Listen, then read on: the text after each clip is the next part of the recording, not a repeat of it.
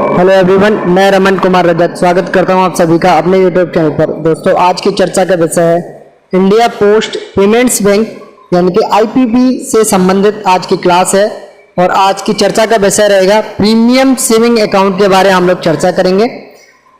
IPP के total दो प्रकार के सर्विसेज हैं, दो प्रकार के प्रोडक्ट्स हैं और वो प्रोडक्ट्स हैं सेविंग अकाउंट और करंट अकाउंट। सेविंग अकाउंट को फर्दर 4 कैटेगरीज में बांटा गया है और वो है premium saving account, regular saving account, digital saving account और चौथा है बेसिक सेविंग अकाउंट। तो इन 4 में से 3 के बारे में हम लोग पहले चर्चा कर चुके हैं और आज की चर्चा का विषय प्रीमियम सेविंग अकाउंट के बारे में हम लोग चर्चा करेंगे। सबसे पहले चर्चा करेंगे प्रीमियम सेविंग अकाउंट क्या होता है और इसकी जरूरत क्यों पड़ती है। प्रीमियम सेविंग अकाउंट बेसिकली अन्य जो अकाउंट्स हैं, चाहे वो सेविंग अकाउंट्स हो चाहे करंट अकाउंट्स हो, चाहे हम लोग बात करें प्रीमियम सेविंग अकाउंट की। प्रीमियम सेविंग अकाउंट एक स्पेशल सेविंग अकाउंट है।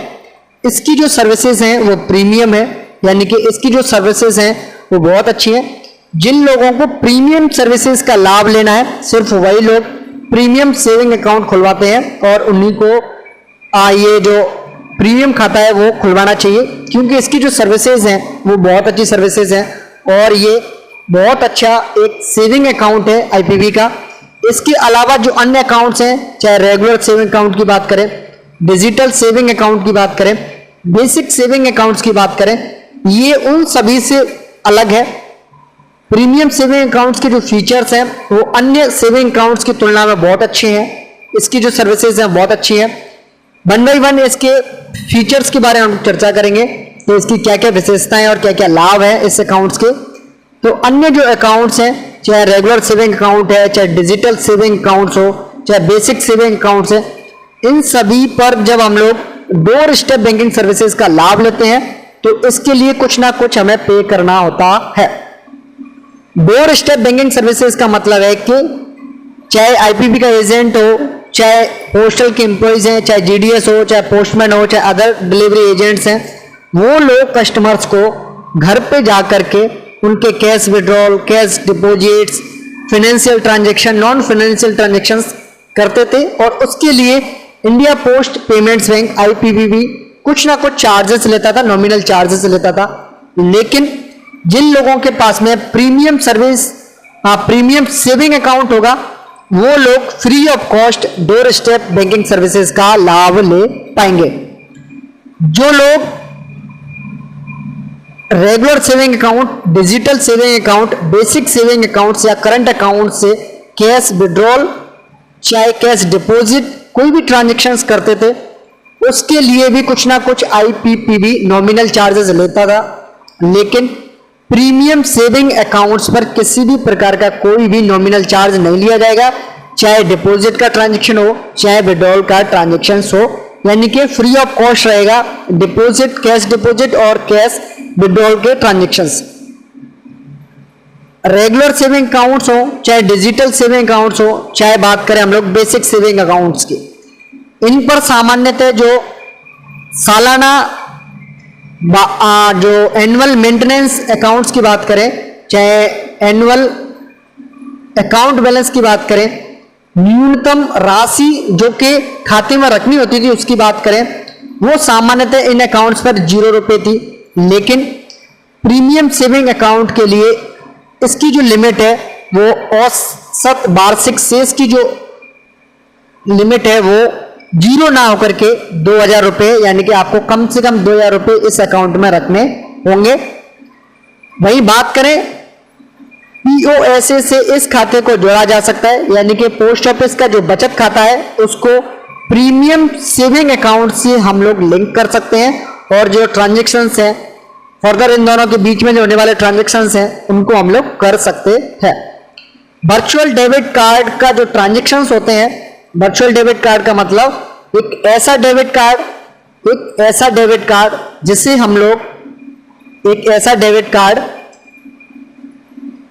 हम लोग हाथ में नहीं ले सकते, फिजिकल रूप में नहीं ले सकते, यानी कि वो हमारे मोबाइल में ही होता है, आईपीपी के ऐप में ही होता है। उस डेबिट कार्ड से वर्चुअल डेबिट कार्ड से जो ट्रांजैक्शंस पहले किए जाते थे रेगुलर सेविंग अकाउंट से, चाहे डिजिटल सेविंग अकाउंट से, चाहे बेसिक सेविंग अकाउंट से, चाहे करंट अकाउंट से, उन पर किसी भी प्रकार का कोई कैशबैक पहले नहीं मिलता था। लेकिन प्रीमियम सेविंग अकाउंट पर वर्चुअल डेबिट कार्ड से ट्रांजैक्शन करने पर आप लोगों को कैशबैक भी मिलेगा। जो लोग बिजली का बिल पे करते थे अन्य अकाउंट से, चाहे वो सेविंग अकाउंट आईपीवी के, चाहे करंट अकाउंट हो, उन पर भी कैशबैक नहीं मिलता था।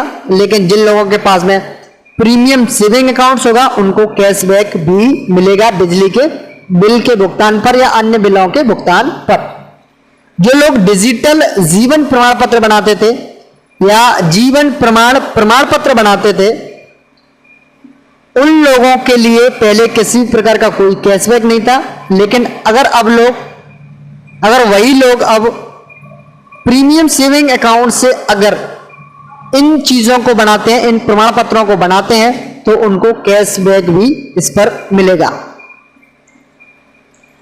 अब नेक्स्ट चर्चा करते हैं प्रीमियम खाते पर। खाते का जो मूल्य निर्धारण है, यानी कि किस व्यक्ति पर कितना चार्ज लगेगा अकाउंट ओपनिंग का, या जो एग्जिस्टिंग कस्टमर्स हैं जिनके पास पहले से अकाउंट्स हैं, उन सारी चीजों के बारे में डिस्कस करेंगे।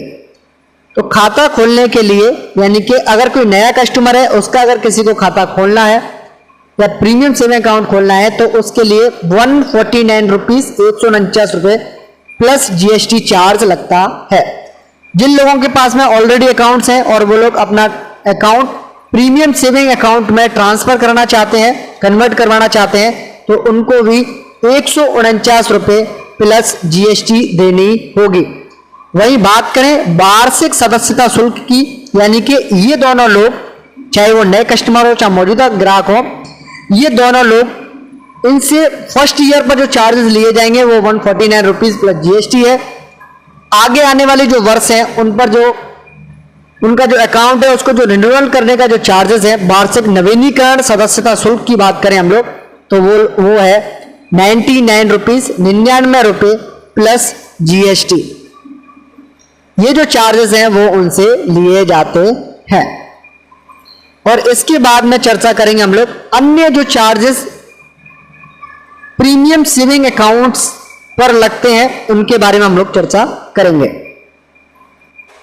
बात करें सर्विस चार्जेस फी और प्रीमियम सेविंग अकाउंट्स के बारे में हम लोग चर्चा कर लेते हैं।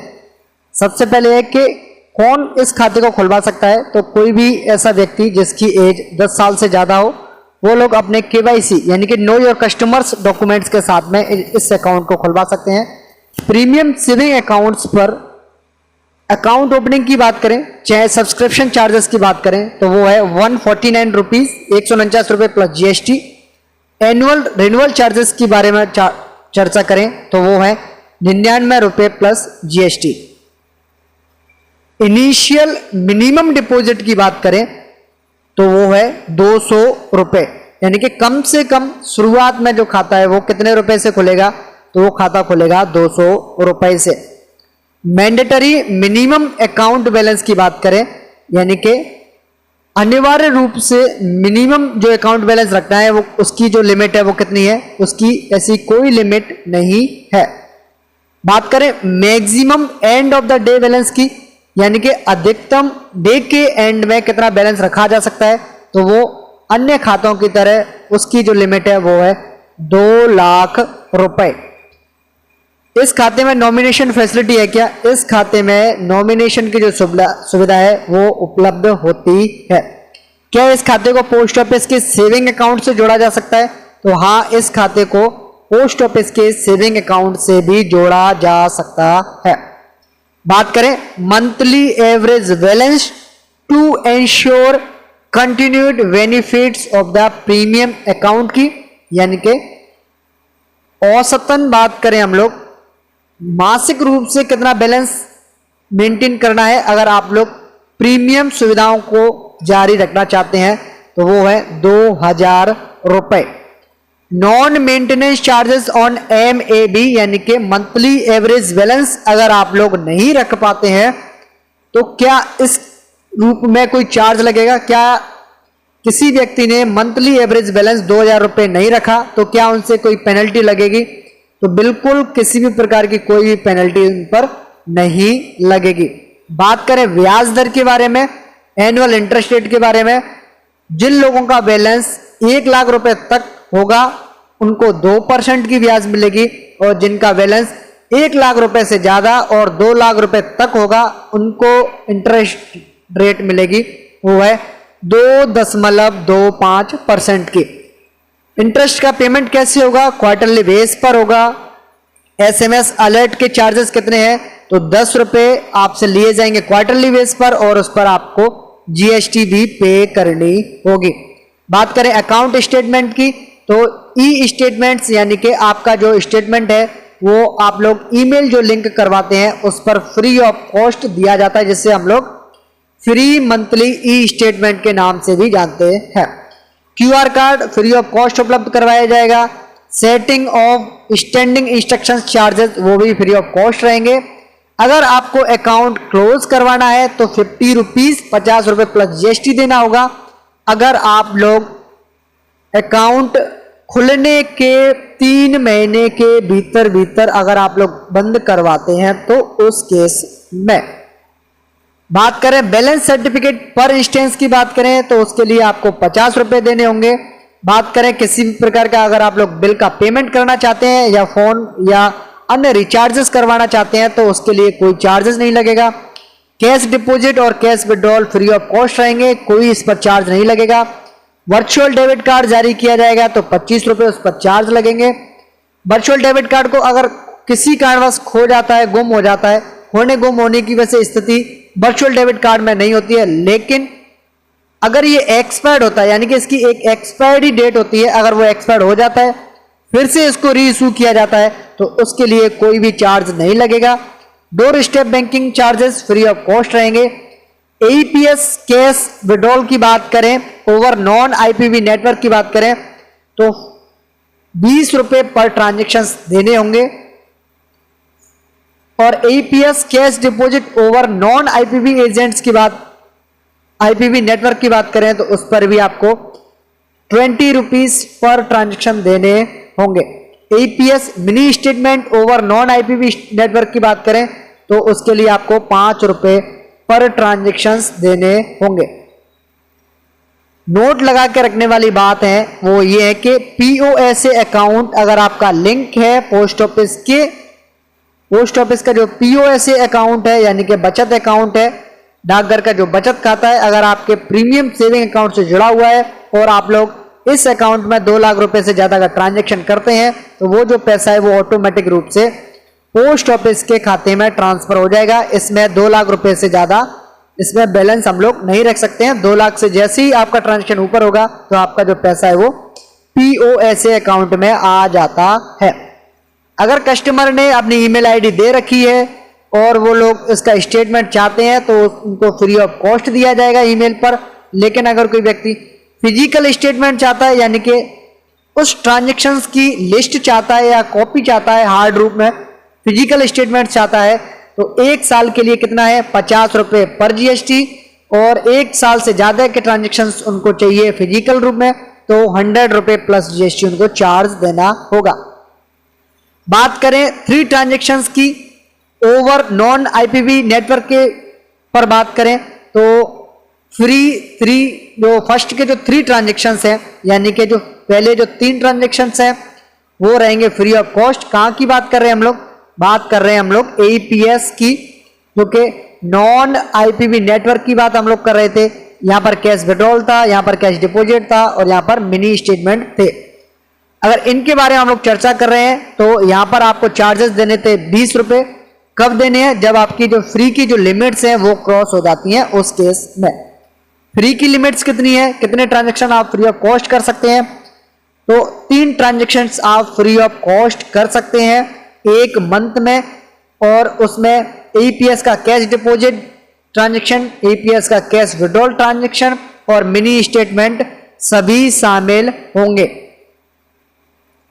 और बात करें अदर चार्जेस के बारे में यानी कि the above charges are subject to change. इसका मतलब यह है कि पोस्ट ऑफिस या बात करें इंडिया पोस्ट पेमेंट्स बैंक, इन जो चार्जेस को जो अभी हम लोगों ने चार्जेस के बारे में हम लोगों ने पढ़ा है इनको चेंज भी कर सकता है।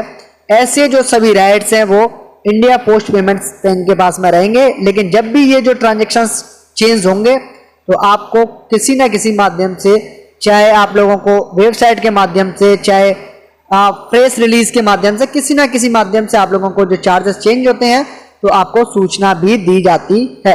Account opening currently only available on CVS, यानी कि सीवीएस ऑफिसेस में ये जो प्रीमियम सेविंग अकाउंट्स हैं वो खोल रहे हैं, वो वापस चालू हो गए हैं।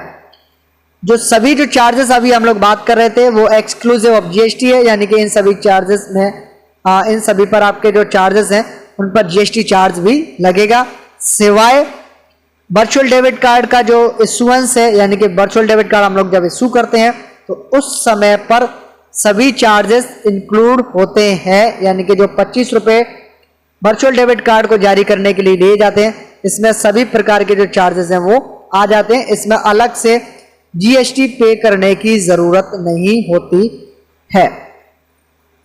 और इसी के साथ इस वीडियो को करता हूं मैं एंड। ये है अंत इस वीडियो का। धन्यवाद।